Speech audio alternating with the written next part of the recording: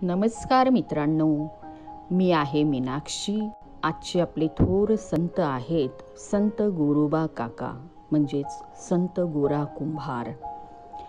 संत गोरा कुंभार यांचा जन्म इसवी सन 1267, म्हणजेच हे महाराष्ट्रातील वारकरी संप्रदायातील थोर संत होते. ते नामदेव व ज्ञानेश्वरांचे समकालीन मानले जातात. म्हटले जाते की त्यांचा जन्म 1267 साली झाला आहे. संत गोरोबा कुंभार यांनी अनेक अभंग लिहिलेली आहेत. गोरा कुंभार हे विठ्ठलाचे म्हणजेच पांडुरंगाचे खूप मोठे भक्त होते. तेर नगरीत गोरोबा काका यांच्या घराण्याची परंपरा धार्मिक वृत्तीची व सदाचारीची वृत्ती होती. तेर येथील काळेश्वर या ग्रामदैवतांचे त्यांचे घराणे उपासक होते. दोघे नवरा बायको कुंभार काम व काबड कष्ट करून आपल्या कुटुंबाचा उदरनिर्वाह करीत होते. सदाचारी सच्चिल वृत्तीमुळे तेर गावात माधवबुवांना संत म्हणून गावकरी ओळखत होते. माधवबुवांना 8 मुले झाली होती. त्यांना झालेली मुले जगत नव्हती. त्यांनी आपली 8ही मुले काळेश्वराजवळील स्मशानातील गोरीत पुरली होती. ती 8ही मुले जिवंत कशी झाली यासंबंधी एक आख्यायिका सांगितली जाते. संत गोरोबा काका चरित्रामध्ये महादेव बाळाजी कुंभार यांनी सांगितले आहे की ते आपल्या चरित्रामध्ये म्हणतात, श्री माधवबुवा तेर येथील काळेश्वराची उपासना करीत होते. त्यांना 8 पुत्र होते. त्यांना 8 पुत्रे झाले, परंतु ती सर्व एकामागून एक निर्वतले. पुढे कालांतराने परमात्मा पांडुरंग ब्राह्मणाचा वेश घेऊन त्यांच्या घरी आले. तेव्हा त्यांनी खिन्न मुद्रा पाहून देवांनी त्यांना विचारले की तुम्ही दुःखी का? माधवबुवांनी सांगितले की आमची 8ही मुले देवाने नेली म्हणून दुःखी आहोत. नंतर देवाने त्यांना विचारले की 8 मुलांना जेथे मूठ माती दिली ती जागा दाखवा. माधवबुवांनी त्यांना काळेश्वर जवळील स्मशानात नेले व देवास 8ही मुले कोठे पुरली ती जागा दाखवली. देवांनी सर्व मुलांची प्रेते उकरण्यास सांगितली. बुवांनी त्याप्रमाणे 8ही मुलांची प्रेते बाहेर काढली. देवाने पाहिले व 7 मुलांना आपल्या हाताच्या स्पर्शाने जिवंत केले व त्यांना स्वर्गात पाठवले आणि नंतर 8वा मुलगा जिवंत केला. तोही स्वर्गाच्या मार्गाने निघाला, परंतु देवाने त्यास जाऊ दिले नाही. भगवंताने त्याला आपल्या हातात घेऊन माधवबुवा रखुमाईच्या स्वाधीन केले. देव म्हणाले, तुला गोरीतून काढले म्हणून तुझे नाव गोरोबा ठेवले. या आख्यायिकेच्या मागे चमत्काराचा भाग असलेला दिसून येतो. संतांच्या चरित्रात असे अनेकविध चैतन्याचे चमत्कार वर्णिलेले आहेत. या आख्यायिकेच्या मागे चमत्काराचा भाग असलेला जरी दिसून आला तरी म्हटले जाते की बऱ्याचदा समृद्ध समाजाला अशा चमत्कारातून चेतना मिळण्याऐवजी त्यांच्या ठिकाणी अंधश्रद्धा बळावते. संतांचे जीवन दर्शन घडविताना सुद्धा केवळ चमत्कार हे त्यांचे साध्य नव्हते तर साधन होते. याचे भान राखावे म्हणून फक्त तो त्यांच्या जीवनातील एक चमत्काराचा भाग समजावा. फार तर त्याचा सरळ अर्थ घेणे योग्य नाही. याबाबत असे म्हणता येईल की माधवबुवा धार्मिक व सहिष्णू वृत्तीचे होते. काळेश्वरावर त्यांची निस्सीम श्रद्धा व भक्ती होती. 7 मुले एका मागोमाग गेली, परंतु 8वा मुलगा गोरोबा जिवंत राहिला. म्हणून माधवबुवांना तो आपल्या श्रद्धेचा भक्तीचा महिमा वाटला. यावरून एवढाच तर्क करता येतो की अत्यंत प्रतिकूल परिस्थितीत देखील गोरोबांचा जन्म झाला. आता आपण बघूया गोरोबांचे दिनक्रम. गोरोबांच्या मनावर लहानपणापासूनच भगवद्गीतेचे संस्कार झाले होते. गोरोबांना लिहायला वाचायला येत होते. ज्ञानदेव, नामदेव यांच्या पूर्व काळात पंढरपूर हे शिव उपासकांचे, भक्तांचे केंद्र होते. अनेक शिवभक्त त्या ठिकाणी आपली साधना करीत होते. ते भक्त होते योगी, साधकही होते. गोरोबा जेव्हा जेव्हा पंढरपूरला जात तेव्हा त्यांना या सिद्ध पुरुषांचं दर्शन होई. त्यांच्या योग साधनेचं त्यांना कौतुक वाटे, आकर्षण वाटे. असे करता करता गोरोबांचा प्रपंच आता परमार्थमय झाला होता.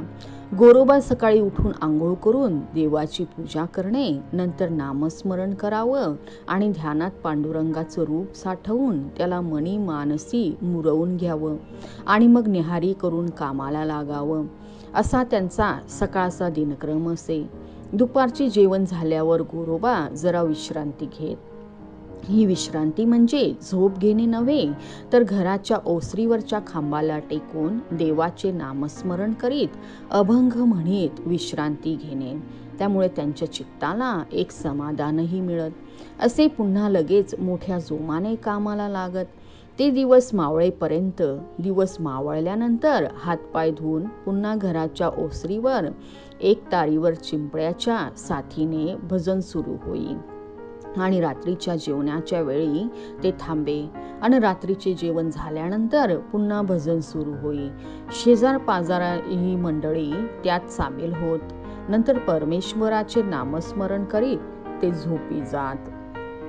त्यांच्या जीवनातला खूप मोठा एक चमत्कार म्हणजे त्यांनी मुलाला चिखलामध्ये तुडविले.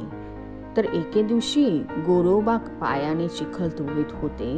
त्यांचे सर्व ध्यान पांडुरंग चरणी लागलेले असे. गोरोबा जरी संसारात दंग होते तरी विठ्ठल भक्ती आणि विठ्ठलाचे नामस्मरण हेच गोरोबांचे जीवन झाले होते. संत जन्मतःच ईश्वर भक्त, त्याचकरिता त्यांचा जन्म होता. पांडुरंगाच्या नामस्मरणात ती आपली तहान भूक हरपून जात. स्वदेहाचे भानच त्यांना राहत नसे. गोरोबा काका विठ्ठल भक्तीत कसे तल्लीन होत हे सांगताना संत नामदेव गोरोबा काकांच्या तन्मय वृत्तीबद्दल लिहितात. प्रेमे अंगी सदा नाचे भगवंत, प्रेमळ तो भक्त कुंभार गोरा, असे घराशमी करीत व्यवहार, न पडे विसर विठोबाचा, कालवुनी माती तुडवीत गोरा, आठवीत वरा रखुमाईच्या, प्रेमे अंगी असे झाकुनी नयन, करीत भजन विठोबाचे. स्वतः नामदेवांनी गोरोबांच्या तन्मय वृत्तीबद्दल वरील अभंगात दिलेली स्पष्ट कबुली महत्त्वाची वाटते. गोरोबा काकांच्या चरित्रातील हे तन्मय वृत्तीचे एक अत्यंत प्रभावी असे उदाहरण आहे. अशा प्रकारे एके दिवशी गोरोबा देहबान हरपून अभंग म्हणत माती तुडवीत होते. त्यांचे सर्व ध्यान ईश्वरचरणी लागले होते. अशावेळी त्यांची बायको म्हणजे संती मुलाला मकरेंद्रेला ठेवून पाणी आणण्याकरिता जाते आणि त्यावेळी ती म्हणते, धनी बाळावर जरी लक्ष ठेवा, घरी त्याला सांभाळण्याकरिता कोणी नाही, असे सांगून ती पाणी आणण्याकरिता निघून गेली. पण तिचे सांगणे गोरोबांनी ऐकलेच नाही. त्यावेळी गोरोबा देहबान हरपून गेले होते. पण संतीला याची काय कल्पना. इकडे भक्त गोरोबा पांडुरंग चरणी लीन होऊन अभंगातून विठ्ठलाचे स्मरण जप करीत होते. असे गोरोबा विठ्ठल नामस्मरणात रममाण झाले होते. गोरोबा चिखल तुडवीत आहेत आणि बाळ रांगत रांगत पित्याकडे धावत आहे आणि ते खेळत खेळत बापाचा पाय धरून उभा राहण्याचा प्रयत्न करू लागले. हसत हसत पित्याच्या पायाला धरता धरता ते चिखलात पडते. श्री गोरोबा काका डोळे मिटून भाव समाधीत होते. हृदय अनंतास आठवीत होते. देहवृत्ती शून्य दशेतच विठ्ठल नामस्मरणात रत होते. मन देवस्वरूपी एकाग्र झाले असताना त्या चिखलात त्यांचा एकुलता एक मुलगा पायाखाली आला. ते चिखलासवे मुलालाही तुडवू लागले. त्याचा व्हायचा तो अटळ परिणाम झाला. त्याविषयी एकनाथ महाराज सांगतात, नेनेवेची बाळ की हे मृत्तिका, मन गुंतलेले देखा पांडुरंगी, मृत्तिके सम जाहला असे गोळा, बाळ मिसळला मृत्तिकेत, रक्त मास त्याने जाहला गोळा लाल, नेनवे तात्काळ गोरोबासी, एका जनार्दनी उटक आणोनी कांता, पाहे तव तत्वत्ता बाळ न दिसे. अशा प्रकारे मुलाचे रक्त, मांस, हाडे चिखलात मिसळली. मुलाचा प्राण ताबडतोब गेला. मुलाच्या रक्त मांसाने चिखल रंगला. परमेश्वर भक्तीत तन्मय असलेल्या गोरोबांना बाळाचा स्पर्शही जाणवला नाही. जणू मूल म्हणजे चिखलाचा गोळा आणि अखेर देह मातीतच तुडविला गेला. तर बघा मित्रांनो, आजचे आपले हे जीवनचरित्र गोरोबा कुंभार यांचे आपण ऐकत आहोत. तर त्यांचा हा खूप मोठा जीवनातला अनुभव आज आपण ऐकलेला आहे.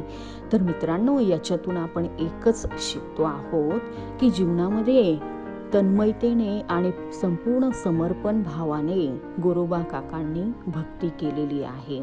याच्यामध्ये उलट काही घेण्यासारखं नाहीये. तर याच्यातून आपण एकच शिकतो की त्यांची भक्तीची जी समर्पणमयता होती आणि सांसारिक गोष्टीतून त्यांची मन आणि बुद्धी उपराम झालेली होती. तर मित्रांनो, आपण बघतो किंवा आपण ह्या चरित्रातून एकच गोष्ट शिकतो की आपली मन आणि बुद्धी परमात्म्याशी जुडलेली असली तर आपण देखील ह्या सांसारिक गोष्टींपासून मुक्त होऊ शकतो आहोत आणि सुख शांती आपल्या जीवनामध्ये आपल्याला प्राप्त होऊ शकते. तो उर्वरित भाग आपण पुढच्या एपिसोडमध्ये बघणार आहोत. तोपर्यंत मी मीनाक्षी, नमस्कार.